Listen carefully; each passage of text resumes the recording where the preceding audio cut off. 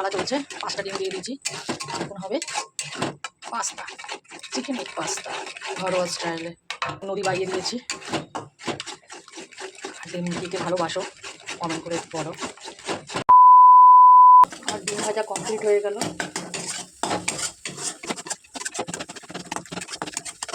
দিয়ে এখন আমি ভেজে নেব হচ্ছে চিকেনগুলো দিয়ে দিচ্ছি ভাজার জন্য।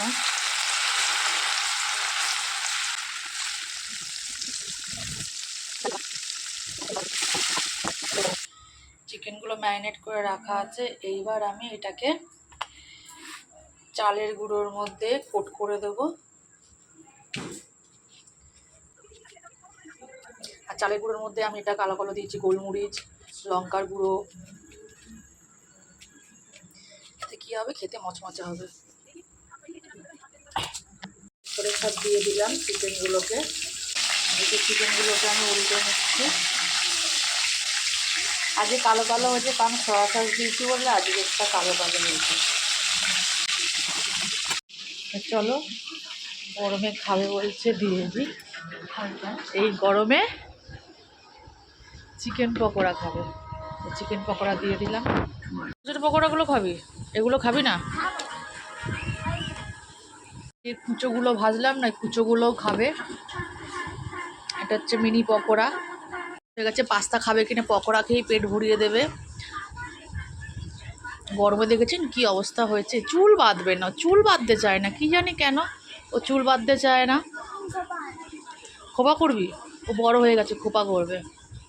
গরম হতে হতে আমি তেলের মধ্যে দিয়ে দিলাম একটু রসুন, তারপর ছেড়ে দেবো একটু পেঁয়াজ। পেঁয়াজটা অল্প একটু ভাজা হতে দেবো, বেশি ভাজা হতে দেবো না। ডিম আর মাংস দিচ্ছি তো, বেশি সবজি দিচ্ছি না, পেঁয়াজটাই বেশি করে দিচ্ছি। পাস্তাগুলো এবার দিয়ে দিচ্ছি উপর করে।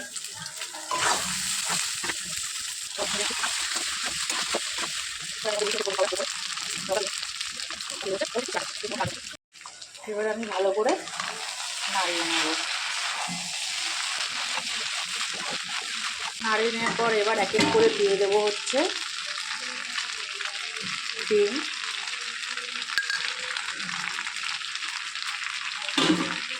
ডিম দেওয়ার পর একটু নাড়িয়ে নেব।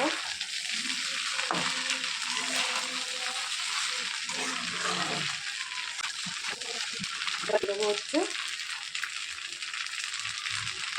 চিকেনগুলো। অবশিষ্ট কিছু রয়েছে পাস্তা, এগুলো দিয়ে দিলাম।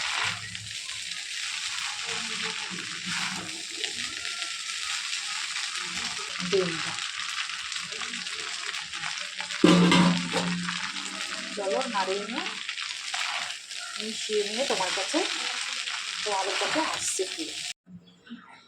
তো এই যে আমার পাস্তা হয়ে গেছে রেডি। কেমন হয়েছে তোমরা আমাকে কমেন্ট করে জানাবে কমেন্ট বক্সে। এর বিনোদন নিয়ে তোমরা কী রেসিপি দেখতে চাও আমার ব্লগ চ্যানেলের মাধ্যমে তোমাকে জানাবে।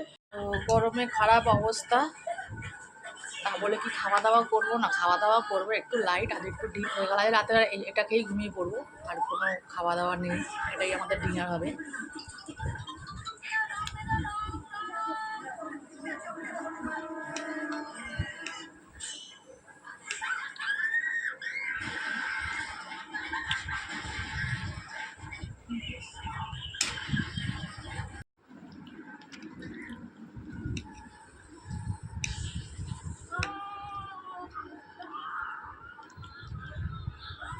তো চলো খাওয়া যাক।